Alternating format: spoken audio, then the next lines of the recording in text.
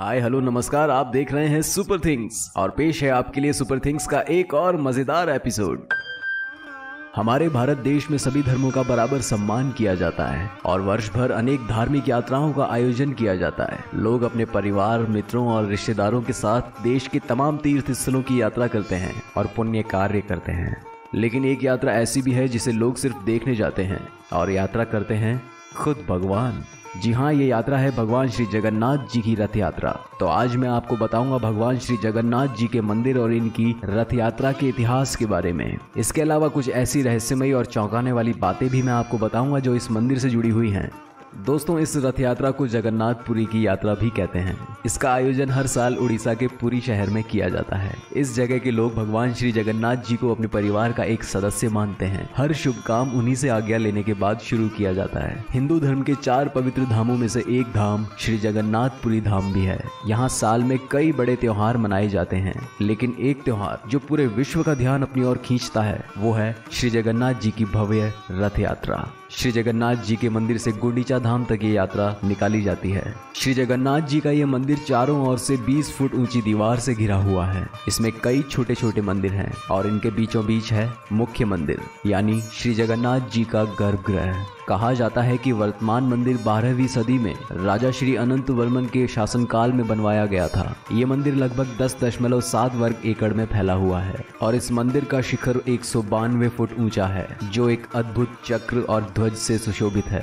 अष्ट धातु से निर्मित इस चक्र को नील चक्र कहा जाता है। ये चक्र दूर से देखने पर तो ज्यादा बड़ा नहीं लगता, पर इसका व्यास करीब 12 फुट है और इसका वजन 2000 किलोग्राम से भी ज्यादा है। मंदिर का निर्माण जमीन से 20 फुट ऊंची छोटी सी गोल पहाड़ी पर किया गया है, जिसे नीलगिरी की पहाड़ी कहा जाता है। समुद्र से ज्यादा दूर न होने की वजह से आप वहां लहरों की आवाज बड़ी आसानी से सुन सकते हैं। मुख्य मंदिर के चारों ओर समान दूरी पर 4 मुख्य द्वार हैं। इनमें पूर्व दिशा का द्वार सबसे बड़ा और भव्य है। इस द्वार पर एक विशाल आकार के शेर की प्रतिमा है, इसलिए इस द्वार को सिंह द्वार भी कहा जाता है।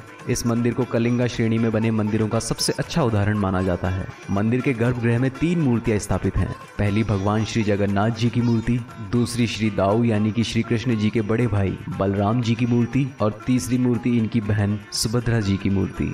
और ये तीनों मूर्तियां काष्ठ यानी लकड़ी की बनी हैं और हर 12 साल में नई लकड़ियों से इन मूर्तियों को दोबारा बनाया जाता है। अब बात करते हैं भगवान श्री जगन्नाथ जी की महान और भव्य रथ यात्रा के बारे में। जगन्नाथपुरी की रथ यात्रा भारत में मनाए जाने वाले सभी धार्मिक महोत्सवों में सबसे प्रमुख मानी जाती है। ये यात्रा सिर्फ भारतीय ही नहीं बल्कि विदेशी पर्यटकों के लिए भी बड़े आकर्षण का केंद्र बनती है। श्री जगन्नाथ जी की रथ यात्रा में शामिल होने का पुण्य 100 यज्ञों के बराबर माना जाता है। इस यात्रा में आस्था और भक्ति का जो सैलाब देखने को मिलता है वैसा कहीं और नहीं मिलता। यात्रा से एक दिन पहले ही भक्तों की भीड़ जगन्नाथ जी के मंदिर के आसपास जमा होना शुरू हो जाती है। लाखों लोग सिर्फ एक उम्मीद दिल में लिए यहाँ खींचे चले आते हैं कि भगवान जगन्नाथ जी की एक झलक उन्हें देखने को मिल जाए। वैसे तो साल भर कभी भी आप मंदिर में जाकर भगवान के दर्शन कर सकते हैं, लेकिन जब अपने भक्तों के लिए प्रभु खुद मंदिर से बाहर आते हैं तो वो पल बड़े ही अद्भुत होते हैं। ये रथ यात्रा 10 दिन तक चलने वाला एक महोत्सव होता है। रथ यात्रा की तैयारियां अक्षय तृतीया के दिन सबसे पहले रथों के निर्माण करने से शुरू होती हैं और इन रथों का निर्माण पूरी तरह से लकड़ी से किया जाता है। लोहे या किसी और धातु का इस्तेमाल इसमें बिल्कुल नहीं किया जाता। इसके अलावा इन रथों को बनाने के लिए ऐसे ही किसी भी पेड़ की लकड़ी का इस्तेमाल नहीं किया जाता। कुछ खास और चुनिंदा प्रजाति के पेड़ों की लकड़ी का ही इसमें इस्तेमाल किया जाता है। रथ यात्रा के बाद रथों की लकड़ी का इस्तेमाल मंदिर की रसोई की भट्टियों में किया जाता है, जिन पर भक्तों के लिए प्रसाद तैयार किया जाता है। रथ के कुछ हिस्सों को तो भक्त अपने साथ भी ले जा सकते हैं, जिन्हें वो अपने घर के पूजा घर में रखते हैं। रथों में इस्तेमाल की जाने वाली लकड़ी के लिए पेड़ मंदिर प्रशासन की ओर से ही उनकी जमीन पर उगाए जाते हैं। जितने पेड़ों का इस्तेमाल रथों को बनाने में किया जाता है उससे कई गुना पेड़ हर साल मंदिर प्रशासन अपनी तरफ से लगवाता है। पेड़ काटने से पहले सभी पेड़ों की पूजा की जाती है। पेड़ों की कटाई के बाद इनकी डालियों को सही आकार में काट छांट लिया जाता है और फिर चुने हुए खास कारीगरों द्वारा रथों का निर्माण शुरू होता है। इसके लिए कारीगरों के अलग अलग दल बना दिए जाते हैं। हर दल का काम अलग अलग होता है, जैसे लकड़ी को सही आकार देना, रथ के बड़े बड़े पहिए बनाना। कुछ लोग रथों को जोड़ने का काम करते हैं तो कुछ रथ पर चित्रकारी और उसे रंगने का काम करते हैं। कुछ लोग रथ की सजावट के सामान और ध्वज तैयार करते हैं और इस तरह से 4 महीने की कड़ी मेहनत और लगन से 3 रथ तैयार किए जाते हैं। श्री बलराम जी के रथ को पाल ध्वज कहते हैं। ये रथ 13.2 मीटर ऊंचा और 14 पहियों का होता है और इसका रंग हरा और लाल होता है। सुभद्रा जी के रथ को पद्म ध्वज कहा जाता है।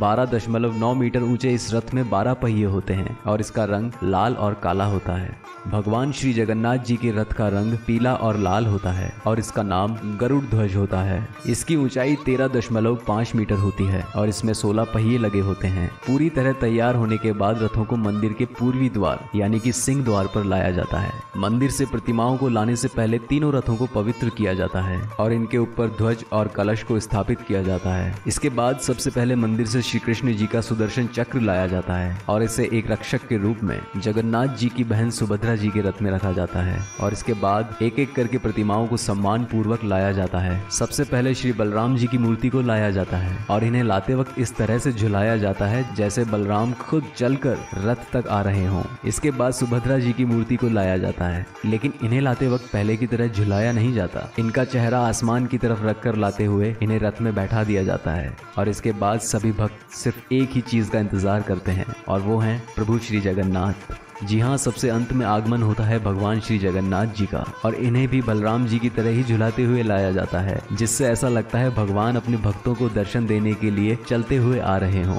इस वक्त आसपास का माहौल इतना भक्तिमय हो जाता है, लोग इतने भाव विभोर हो जाते हैं कि इनकी आंखों से आंसू गिरने लगते हैं, क्योंकि अपने प्रभु को साक्षात मंदिर से बाहर आता देखकर वो अपने आप को रोक नहीं पाते। पूरा जनसैलाब तीनों की जय जयकार करने लगता है। सभी रास्तों, आसपास के घरों, दुकानों की छतों और जहां तक नजर जाती है चारों ओर बस श्रद्धालु ही नजर आते हैं। जब पूरी तैयारियां हो जाती हैं तब पुरी के राजा एक रथ में सवार होकर यहाँ आते हैं और रथों को रवाना करने से पहले पूजा अर्चना करते हैं। सबसे अंत में रथों के आगे लकड़ी के बने घोड़े बांध दिए जाते हैं जो रथों को खींचने वाले घोड़ों का प्रतीक होते हैं। इसके बाद पुजारियों के अलावा बाकी सब सहायक रथों से नीचे उतर जाते हैं। तीनों रथ जिस रास्ते से गुजरने वाले होते हैं वहाँ उनके आगे भक्तों द्वारा बड़ी ही खूबसूरत और विशाल रंगोलियां पहले से ही बनाई गई होती हैं। इसके बाद मंत्रोच्चार और जयघोष के साथ रथ यात्रा शुरू होती है। सबसे पहले और आगे बलराम जी का रथ चलता है, क्योंकि ये भगवान जगन्नाथ जी और सुभद्रा जी के बड़े भाई हैं। इनका रथ थोड़ा सा दूर ले जाने के बाद सुभद्रा जी के रथ को आगे बढ़ाया जाता है और जब इनका रथ भी थोड़ा सा दूर निकल जाता है तो प्रभु श्री जगन्नाथ जी का रथ चलने को तैयार होता है। और जब रथ आगे बढ़ता है तो सभी लोग बस ये कोशिश करते हैं कि कैसे भी भगवान के दर्शन हो जाएं। तीनों रथों को मोटी मोटी रस्सियों से खींचा जाता है। रथ यात्रा में काफी सारे लोग इन रस्सियों को छूने और रथ को खींचने में अपना सहयोग देने की कोशिश करने लगते हैं। इसके पीछे मान्यता ये है कि ऐसा करने से मनुष्य को जन्म और मरण के चक्र से मुक्ति मिल जाती है और मोक्ष की प्राप्ति होती है। हर कोई बस ये चाहता है कि सिर्फ एक पल के लिए ही बस उसे रथ को खींचने का मौका मिल जाए। देश विदेश से लाखों लोग इस महापर्व के साक्षी बनने दूर दूर से आते हैं। ये रथ यात्रा श्री जगन्नाथ जी के मंदिर से होते हुए प्रभु के ननिहाल यानी गुंडीचा धाम तक जाती है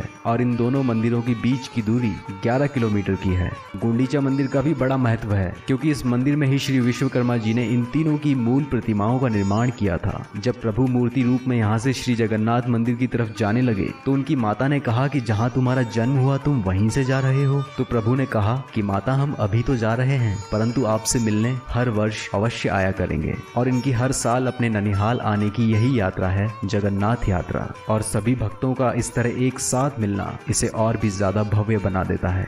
तो अब चलिए बात करते हैं इस मंदिर से जुड़े कुछ ऐसे अनसुलझे रहस्यों की जिनका जवाब आज तक विज्ञान भी नहीं दे पाया।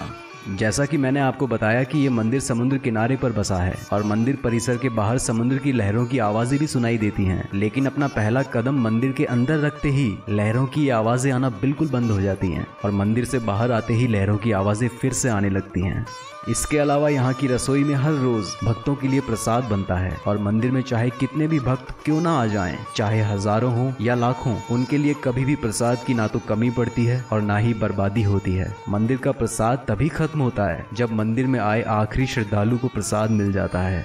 अगला जो रहस्य है वो और भी चौंकाने वाला है। दरअसल यहाँ की रसोई में जो प्रसाद बनता है उसके लिए भट्टी पर एक के ऊपर एक मिट्टी के 7 बर्तन रखे जाते हैं। इनमें से सबसे ऊपर वाले बर्तन में खाना सबसे पहले पकता है और फिर उसके नीचे वाले बर्तन में और अंत में सबसे नीचे वाले आखिरी बर्तन में। है ना बड़ा ही अजीब रहस्य। मंदिर के शिखर पर लगा ध्वज भी बड़ा ही रहस्यमयी बर्ताव करता है, क्योंकि ये ध्वज हमेशा हवा की उल्टी दिशा में लहराता है। दिन में हवा समुद्र से धरती की तरफ चलती है और रात में धरती से समुद्र समुद्र की तरफ। लेकिन दोनों ही हालातों में मंदिर का ध्वज हवा की उल्टी दिशा में फहराता है। ऐसा क्यों होता है, कोई नहीं जान पाया। मंदिर के शिखर पर लगे चक्र में भी एक रहस्य छुपा हुआ है, और वो ये है कि आप इस चक्र को किसी भी दिशा या कहीं से भी देखेंगे तो इसका मुंह आपको आप ही की तरफ नजर आएगा। आप इसको साइड से तिरछा देखने की कितनी भी कोशिश करें, ये हमेशा आपके सामने ही बना रहता है।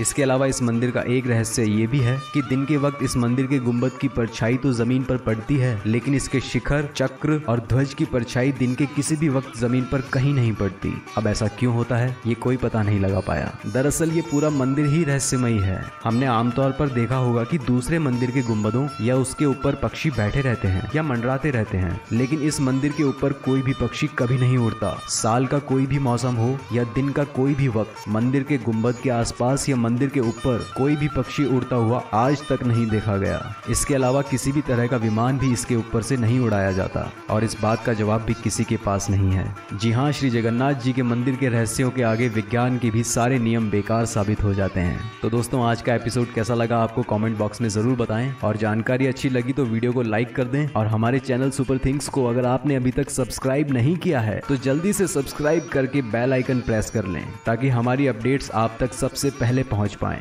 आज के लिए बस इतना ही। आपसे मिलता हूं जल्दी ही सुपर थिंग्स के एक नए एपिसोड के साथ। मुझे दीजिए इजाजत। नमस्कार।